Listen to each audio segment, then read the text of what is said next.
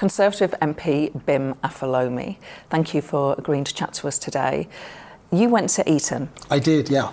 One of the most prestigious private school in the country. Is going to Eton a help or a hindrance in politics? I mean, I think on some level it depends who you ask about that. In my view, I mean, look, my parents from Nigerian background, though my mum was born in Britain, medical family. We didn't go to Eton in some sort of, this is obviously the school that you will go to and all our ancestors have been here for generations. You know, I wasn't that sort. But I know that I was very privileged to get a brilliant education the way that I did. The really important thing about that school and its impact on just the national conversation, because I don't think that's too grandiose a way of describing it, is it gives people a sense, whoever you are, that all of these famous people in the past who've done things have been here, therefore you can do it. Were you one of these young people who knew they wanted to be a politician at a young age? What I meant to say is that no, I just sort of came across it in my 20s. No, because I was fascinated by current affairs. I mean, one thing about immigrant families is that often when you've come to this country, they're leaving something. They're either leaving not good economic opportunities or a chance to build a better life more broadly in a country like Britain. And they talk about politics constantly. When did you know that you wanted to be a politician? How old were you? I think probably by the age of 11 or 12. Wow. And I don't really remember that it wasn't some sort of light bulb moment or anything, but my history teacher at school, who I later found out was a senior member of the Egham Labour Party, this is in Surrey. Yeah. And he didn't say that at the time. I mean, I had no idea what his political views were. He used to talk to me about politics and talk about his heroes, who coincidentally were Harold Wilson, James Callaghan. And so I learned about politics actually at that age, and he must have had an inkling that I was really interested in it. You become a politician, you thought you wanted to do it at 11. You always knew you were a Conservative way back then? Yeah. Wow, who's your hero? Just since you talked about your history teachers, who's your political hero? It's difficult. There are two people in particular I really admire. One is Churchill, not just for the reasons that everybody admires him, which is the war, but actually his ability to come back from seeming failure, which I think people underestimate. You know, this was a guy who was continually written off and just kept going. And just, if you want an example of perseverance, in Churchill you definitely get it. But another one, who is, it's a sort of slightly strange one, is Benjamin Disraeli. Because as somebody from a Nigerian background and reading a lot of the history and literature of the late Victorian era, the anti-Semitism is just completely open, completely suffusing that society. And yet, somebody who had a Jewish background and never hid his background at all, and was very ostensibly Jewish as well, he became Prime Minister. And I just think that says a lot about the Conservative Party, but it also says a lot about him as a character and to put up with the things that he had to put up with in order to do it. And Disraeli, I think, is a bit less fashionable now, but he's a really phenomenal character. Now, you were elected in 2017. Yeah, the Theresa May landslide that wasn't, as it were. You got in.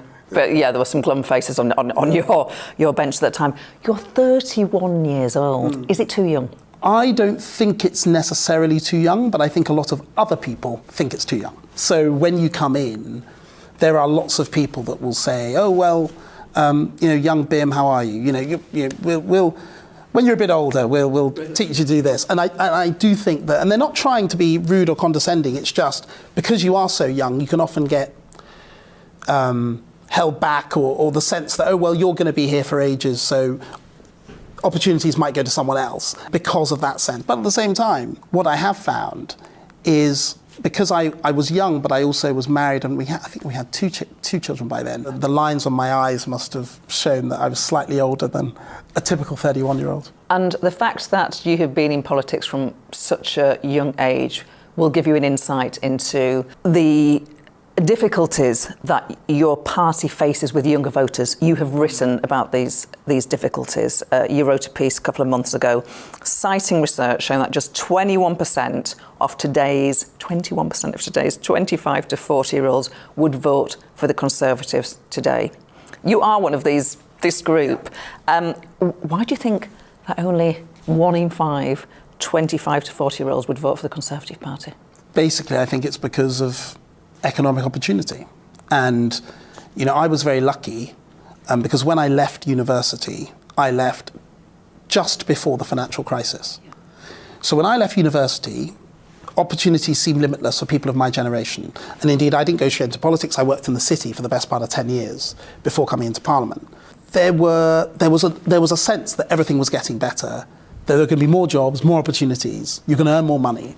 And the financial crisis put paid to that. And the truth is, the country still hasn't fully recovered from the financial crisis. So if you're aged between 25 and 40, you have seen that as your early experience. And I'd say that the two ways in which this really plays itself out. The first are housing, and you will know about the difficulties of young people getting onto the housing ladder, and everybody watching this will appreciate that. But the second is just incomes. 2007 median income. So this is just your median person. In cash terms, it hasn't really gone up since then. Exactly. So if you're a young person, you've really faced a lot of headwinds compared to your immediate predecessors who saw rising income. So I think that economics, that core thing of how much money you have at the end of the week, end of the month, and this is people, by the way, graduates, non-graduates, north, south, it applies everywhere. I think that solving for that problem is really the question of our politics today. Getting people's wages up or cutting their taxes, I suppose there's two ways of doing it. No, 100%. And look, tuition fees is a part of this. Because, of course, if you've got graduates who are now paying high tuition fees, £9,000 plus maintenance grant, that makes sense when people are getting the sort of jobs that I used to do in the City of London, whatever, where you're earning really good salaries. It makes sense. But for lots of other people, a third of people, who go to university, they don't get, within 5 years, graduate level jobs. So for these people, that's been a bad trade.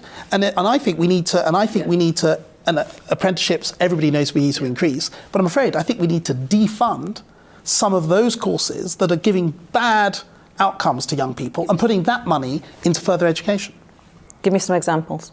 Well, if you look at a lot of the statistics from the Office of Fair Students do a lot of this, and to be fair, we have actually been very transparent about all the data, so it's all there for people to see. There are many courses, mostly on the creatives or humanities side, but not exclusively, that still cost the same as studying engineering at Imperial University, for example, Imperial College, which is one of the top places in the world, still cost the same to the student, but yet the outcomes in terms of earnings are below what that same person would have been able to earn in a non-graduate job. Let's put some of that money that we're putting into that course, and by the way, those students aren't going to pay back their student loans, so the Treasury is losing out. Let's put that into getting our skills up in areas where we know we have a deficit of people. Interesting. Final question. Do you have to be more woke to get in touch with the younger generation? So it's really interesting. When we did the research with Onward, looking at the sort of missing millennials we talked about, I expected in the focus groups a lot of these people to talk about, we think the Tories are old-fashioned, or we think that they're not, socially liberal enough. What was really difficult was getting them to talk about it. They really didn't seem to engage with it very much at all. And I said to the team before, and I said we sent messages to the moderator before saying, look, really press them on the cultural things. And actually what they wanted to talk about was the economy. They wanted to talk about the amount of money they had and their opportunities. Yes, so culture wars, there's no future for the Tories in going down that track. But it's important because there are some in my party who think this is the route for Conservative success. And that doesn't mean that they're wrong about these questions. I actually happen to think that they're right about a lot of these questions. But the question is, what do you prioritise and what's going to make a difference to people's lives? And I just do not think, for most people, particularly millennials, aged under 40, that is the thing. It's going to be getting their economic opportunities up, making sure they make more money, that's earnings and cutting their taxes, and giving them opportunities to own a home. And if we can do that, then we've got a chance. I really enjoyed that. Bim Afolomi, Conservative MP, thank you.